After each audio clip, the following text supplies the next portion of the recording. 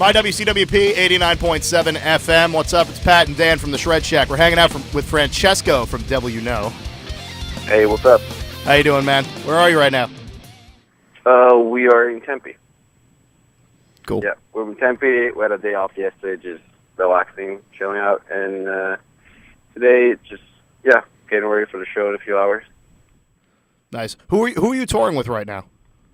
We're on tour with Black Label Society and Butcher Babies. All right, you're on the Golden Gods tour. Have you toured with any of those guys before? Nope. No, actually.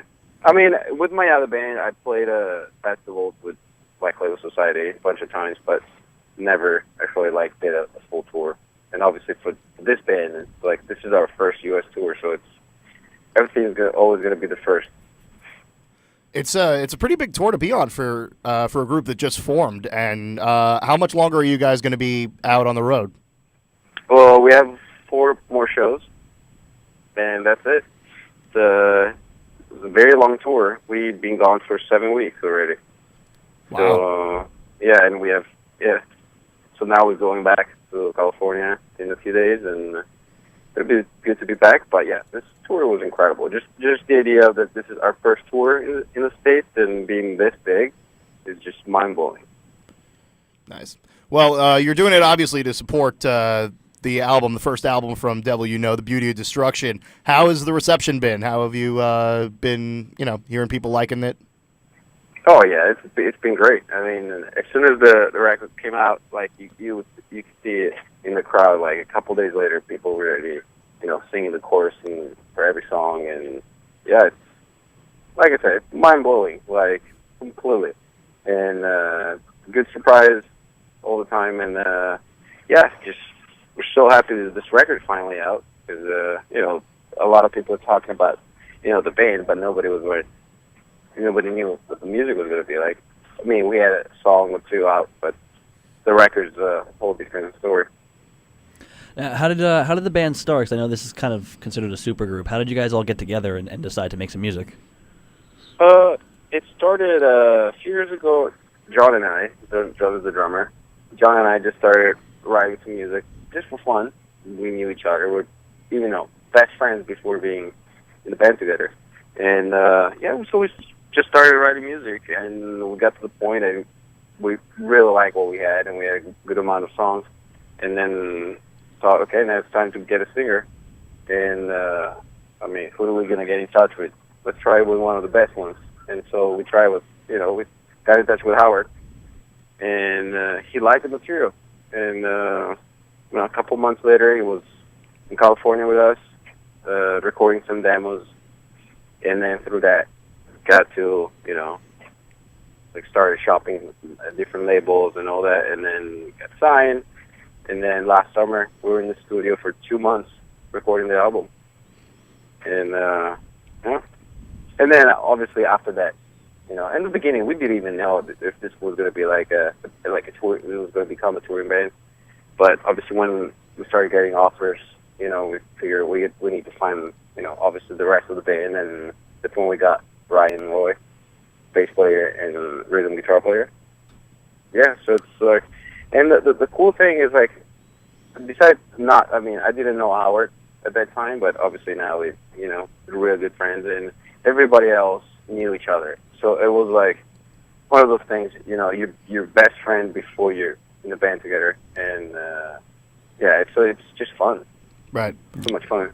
Well, that's the thing. When I was just looking at everybody who's involved with the project, I mean, you have John from Divine Heresy, Howard's coming in from fresh off of Killswitch, and those two bands sound very similar, but neither of them sound a lot like All Shall Perish. So, was there any concern that the sounds wouldn't mesh together well, or did you just kind of throw everything at the wall, see what happened? Yeah, it was at first it was a lot of experimenting. We wrote 30, 40 songs before we went to the studio. Wow. Just because that was the idea. Let's try to write as much as possible, and then let's figure out what we want to sound like. And then that was it was a natural process because, it was the whole time, at least for me, I would just write whatever I wanted. And then the three of us, we talked at first, and then we said, okay, let's give each other complete freedom to do whatever you always wanted to do in your band, like, and for a reason that you couldn't because it wasn't part of the sound of the band. So let's just do whatever we want to do, and that was like kind of the goal for us to make a record that would be like that, And for me, I mean, I joined Ultra Parish when at the point that the band was already established, so there was already a sound, and then obviously when I write for Ultra Parish, I keep that in mind, So this project started from nothing, and I was just writing the music that I wanted to write.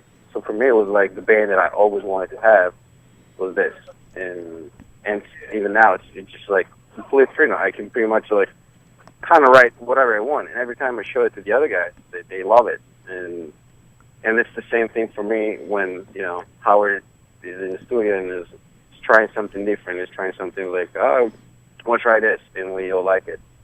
So that's I don't know. That's like this about the amount of freedom in this band. It's just something that I really, really like and enjoy. Nice. Now, when you were basically recording everything in the studio, was it just the three core people? Because I remember the writing credits only had three people listed, Howard Jones being one of them, John and you being the other. Yeah. Yeah. When you were actually recording it, we were trying to have this debate between us because we know that there's two vocalists going at once. Who was doing the other vocals with Howard? Oh, that's all Howard. That's all Howard? Wow. Yeah, that's all Howard. All right, well, I'm just going to speak freely. That's really impressive. Yeah, because I've never heard him sound like that. So that was good. Yeah, that's what I'm saying. Like, that's one of the things that even with the producer that we had, and even for like people at the label, everybody when they started hearing what Howard was like recording and doing, they all thought, we never heard Howard sounding like that because that was kind of like for Howard, that was like really the time for him to do whatever he wanted to do. So that I think that's I think the vocals are incredible on the record. It's probably one of the things I'm happy really the most. What I'm getting from this, though, is like you guys seem to have this band as like your way to further explore your own craft. Again, you said that we walked into All Shall Perish when they already had a sound, and technically Howard did the same thing. This sounds like your chance to just do anything and everything you want to, and it's come up with some great product. Oh, thank you. Yeah, yeah, but that's exactly that's why we enjoy this so much, because that's exactly it's just like complete freedom. That sounds good to me.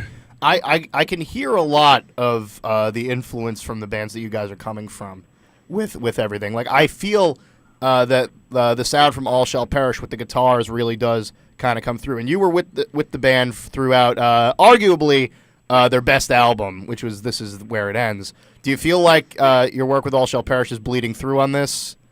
And that's not a joke because you also have the bassist from Bleeding Through. Yeah. I mean, probably, most likely. It's a matter of like style, and it's a matter of like you end up playing with the band for a certain amount of years, and then writing the music, and you obviously that's how you kind of start. Like the stuff that you start playing, it obviously gets all those influences, and yeah, so. I'm sure there's like part of it, obviously. I mean, the overall sound is obviously different, but there's obviously going to be a lot of the same kind of like textures, and the vocabulary in terms of guitar playing is going to be similar. Great. So the other thing is just because you obviously have a lot of material that you started out with, like you said that you had like 30 or 40 tracks written. For everything. So are you going to be recycling some of that material for any further releases, or are you just going to keep writing and see what happens? I mean, even in the studio, in the end, we did record, like on the record there's 12 songs, and then we have one bonus track. But then we recorded like 17, 18 songs in the studio, and they're all finished. And then at some point, maybe something's going to happen with those songs. And then we have so much material other than that I don't know, maybe we're going to end up using some riffs, some parts from, like, I don't know, the next record. But John and I are already writing a lot of music for the next record. Because like I said, it's never been so easy to write music for us because we don't need to think about making anybody happy pretty much. Yeah. You just write music. So what do you guys got going on next? What's next for Devil You Know? We're almost done with this tour, and little break at home. And then we're gonna go to Europe and do some festivals. That's gonna be end of June, July, and then after that we're gonna have I'm pretty sure like the whole month of July and August at home, and the rest of July basically. And Ryan is actually doing a tour. His the last Bleeding Through tour. Pretty much, they're going to be done after that. So he's doing that tour in August. And September, October, there's going to be more touring. And then right now it's, they're getting booked and getting, how it works. So, yeah, but starting again in September, there's going to be a lot more touring. Anywhere in particular, or? Oh, most likely it's going to be at first again in the States. Okay. And probably next year is going to be more focused on like international touring, but for now maybe it's just going to be like even this year our first tour was like in Australia, and so it was like very kind of weird to start touring, and then it was Sonosphere, Soundwave, and it's like a big festival, so that was interesting, but yeah, we'll definitely want to go back to Australia. The response over there was incredible, and album sales over there right now are really good. So we know if we go back, it'll be really good. Excellent. Really good amount of gigs. Yeah. Awesome, man. You'll let us know when you come to New York, right? Oh yeah.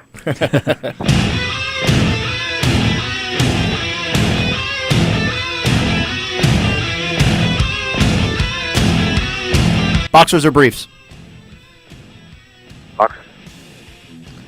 Chicken or steak? Chicken. Black Sabbath, Dio or Ozzy? Black Sabbath. Would you prefer it with Dio or Ozzy? Oh yeah. I'd go with Dio. Okay. Bro, do you even lift? What's that? Do you work out? Nah. Your favorite non-metal song that you're listening to right now? Steven Wilson. What's the name of the song? I don't know. The second one on his new record. Okay. And if your band was stranded on a desert island, which member would be eaten first? Roy. Any reason? Because I don't know. Everybody loves him, but everybody hates him. He's got to go. He's got to go. That's more motivated by like personal hatred than anything else. I love it. All right, man. Thank you very much. Devil You Know's album, The Beauty of Destruction, is out right now. Francesco, thanks for calling. Yep. Oh, thank you guys. Thank No you. problem, man.